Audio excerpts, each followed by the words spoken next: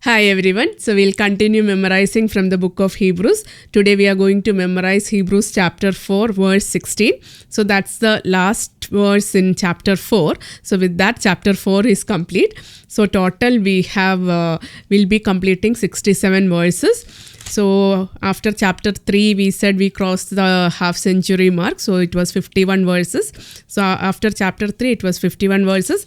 Chapter 4 has got 16 verses, so 51 plus 16 67 verses. So we just started maybe 70 days back, 70 or 72 days back. So we already finished 67 verses. So slow and steady wins the race. So we are going at a very slow pace, but since we are doing it consistently, since we are doing it on a daily basis, we are making good progress.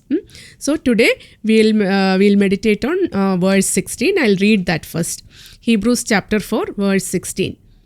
Let us then with confidence draw near to the throne of grace, that we may receive mercy and find grace to help in time of need.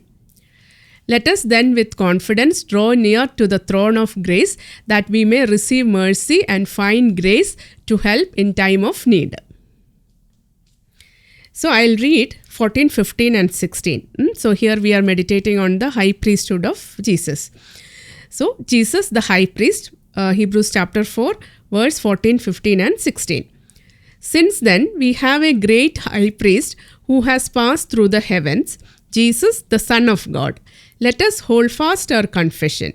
For we have not a high priest who is unable to sympathize with our weaknesses, but one who in every respect has been tempted as we are, yet without sinning.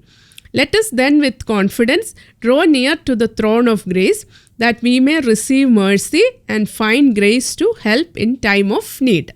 So here the author of the book of Hebrews is saying we should go near the throne of grace in confidence. So even though God is infinitely majestic, even though God is powerful, in Psalm 8 we meditated, man stand in awe before God.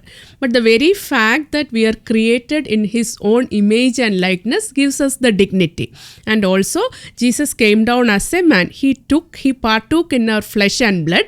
He suffered for our sake. Out of love He has come down as man, right? In Philippians we read, even though He was in the form of God, He did not consider equality with God a thing to be grasped. He came down as man. He took the form of human. He came down as man, humbled Himself, died on the cross out of love for us. So that has given us the confidence, right? That has given us the dignity. So we should go near the throne of grace in confidence, because Jesus, out of love, He chose to suffer for us, right? In divine form, He will not be able to suffer pain and death, right? But out of love for us, He came down, He experienced pain, fatigue, suffering, death, temptations, everything. As God, He will not be able to experience any of that. But out of love for us, He came down as man. He chose to experience all pain and suffering, right? That has given us the dignity. So He loved us infinitely. So we can go near His throne of grace with confidence, right? Because He suffered. He can identify with our weaknesses, right? So He has suffered all this. So He can clearly identify with our temptations and our weaknesses. Even though He didn't sin, He has experienced all the suffering. He has experienced the pain. He has experienced the fears. He has experienced the temptations. So He has experienced all that in His human flesh, right? So He can identify with our weaknesses. So He can sympathize with us. So when He is judging us, He will take into account our weaknesses also. So that's why here it says, for we have not a high priest who is unable to sympathize with our weaknesses, but one who in every respect has been tempted as we are, yet without sinning. Right? He has been tempted as we are, but yet without sinning. So He didn't sin, and He has given us a role model, right? He has given us an example to follow, or He has given us a model to follow, right? So He should be our role model.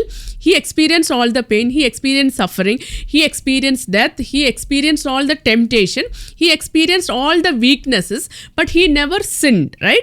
So He should be our model. So He can identify with our weaknesses. So when we have temptations, what we should do is immediately we should go near the throne of grace. It is called throne of grace, right? We should ask for grace, and we will obtain that. That's what here it says. Let us then with confidence draw near to the throne of grace that we may receive mercy. He is a merciful God. He can identify with our weaknesses. He will be merciful towards us, right? That we may receive mercy and find grace. He will provide all the grace to overcome our weaknesses. He will provide the grace to overcome our temptations. We just need to go in confidence near the throne of grace.